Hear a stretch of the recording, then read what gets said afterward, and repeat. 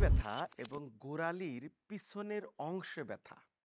পিছন মিন্স আমরা এই জায়গাটাকে বোঝাচ্ছি যেটা টেনো এক্লিস টেন্ডনের জাস্ট অ্যাটাচমেন্ট প্রবলেম। এই জায়গাটাকে আমরা বলি হচ্ছে যাদের ব্যথা থাকে এই জায়গাটা রেট্রো ক্যালকেনিয়াল বার্সাইটিস।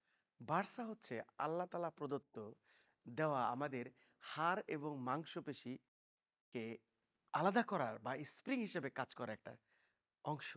এটাকে আমরা বলি বার্সা।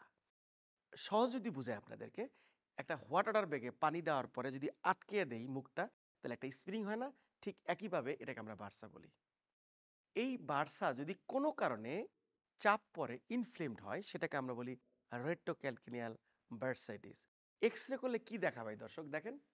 এক্স-রে করলে দেখা যায় ঠিক এরকম একটা হাড় বাড়ছে।